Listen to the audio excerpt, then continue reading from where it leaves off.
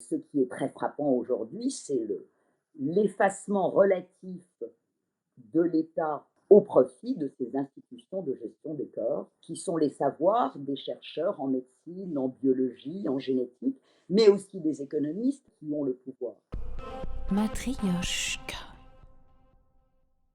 C'est indéniablement une nouvelle forme de politique. Mais ce qui apparaît très clairement, c'est que le véritable lieu du pouvoir, ce sont ces institutions qui s'occupent de la vie des individus et la vie des populations. La grande question qui va se poser après est de savoir si pour sortir de la crise créée par cette pandémie l'État va être capable de reprendre un rôle d'État-providence pour gérer les conséquences de cette crise, ou si cet État va continuer à s'appuyer sur ces différentes technologies de pouvoir, pour reprendre le terme de Foucault, ces différentes institutions, ces différentes paroles savantes, euh, qui aujourd'hui sont extrêmement impressionnantes parce qu'il y a à la fois la mise au jour de grandes controverses scientifiques sur le bon médicament, le bon virus, la nécessité du confinement, les modalités de déconfinement.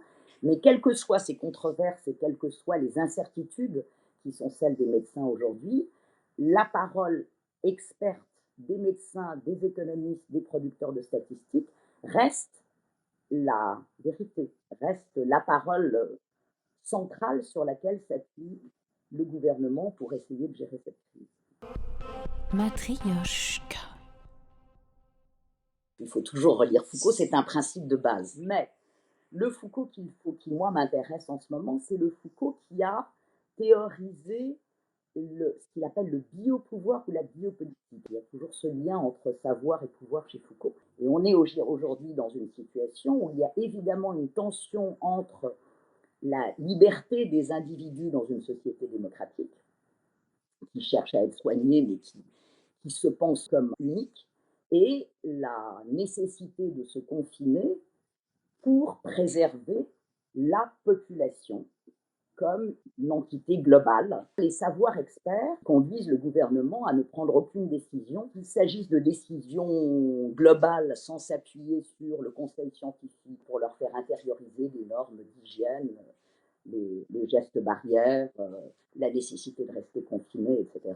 Là aussi, en mettant en premier lieu non pas une parole directement politique, mais la parole de médecins, de soignants.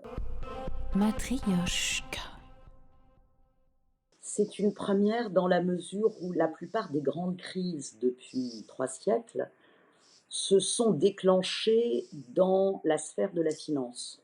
Là, on est dans une situation complètement nouvelle, c'est-à-dire que c'est la production qui est à l'arrêt, la production et la consommation, pas entièrement à l'arrêt, mais en grande partie à l'arrêt, et la finance qui vient au secours de l'économie réelle. Il y a beaucoup d'aides, beaucoup de protection sociale, il y a des secteurs entiers qui sont sur pause.